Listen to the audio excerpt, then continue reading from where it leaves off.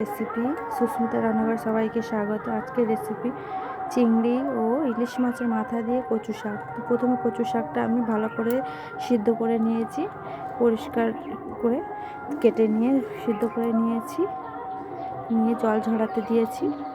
এখানে একটা কড়াই বসিয়ে দিয়েছি, গরম করতে। এর মধ্যে কচু শাকটা দেবো, কষে নেব। প্রথমে আমি এখানটা চিংড়ি মাছ আর ইলিশ মাছের মাথা ভেজে নেব এই কড়াইয়ের মধ্যে। উল্টে পাল্টে ইলিশ মাছের মাথা ভেজে নিলাম।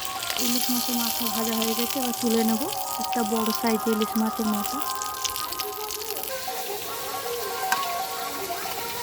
নিয়েছি। এখানটা পেঁয়াজ কুচি, টমেটো কুচি, এখানে নিয়েছি লবণ, হলুদ, পাঁচফোড়ন, একটু মিষ্টি, 3টে তেজপাতা ও দুটো শুকনো লঙ্কা, আর দেবো রিফাইন অয়েল, সানরাইজ শাহি গরম মশলার গুঁড়ো। কড়াইয়ের মধ্যে চিংড়ি দিলাম, দিয়ে চিংড়ি মাছগুলো ফ্রাই করে নেব। একটুখানি দেবো লবণ, একটু দেবো হলুদ, এবং চেপে চেপে কিছু ভারী দিয়ে বা গ্লাস দিয়ে আপনারা এর জলটা বার করে নেবেন। যতটা জল বার করে নেবেন ততটা কচুটা টেস্ট হবে এবং চুলকাবে না, কারণ কচু শাক সবাই জানে একটু গালে লাগে। তো সুতরাং ভালো করে এখান থেকে চেপে চেপে আমি জল বার করে নিচ্ছি। উল্টে পাল্টে জল বার করে নেবেন। এখানে আছে ছোলা ভেজানো ছিল, দেবো আদা রসুন কাঁচা লঙ্কা পেস্ট করা এর মধ্যে।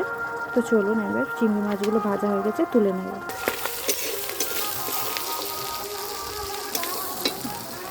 এর মধ্যে আর একটু তেল, বেশি তেল দিলে একটু টেস্ট হয়। সরষের তেলও দিতে পারেন, রিফাইন অয়েলও দিতে পারেন। তেজপাতা দেবো, দিয়ে শুকনো লঙ্কা কুচে দেবো এবং পাঁচফোড়ন দেবো। শুকনো লঙ্কা ও পাঁচফোড়ন দেবো। পেঁয়াজ টমেটো দিয়ে ভালো করে কষিয়ে নেবো। তার মধ্যে এবার আদা রসুন কাঁচা লঙ্কা পেস্ট দেবো। পরে পেঁয়াজটা লাল লাল করে ভেজে নেবো। দেবো আদা রসুন পেস্ট, কাঁচা লঙ্কা আদা রসুন দিয়ে একটু আবারও কষাবো ভালো করে। কষানো হয়ে গেছে, দেবো লবণ, দেবো হলুদ, দেওয়া হয়ে গেছে, লঙ্কার গুঁড়ো দিয়ে কষিয়ে এবার কচু শাকটা এর মধ্যে দিয়ে দেবো। কচু শাকটা ঢেলে দিলাম মশলা কষে।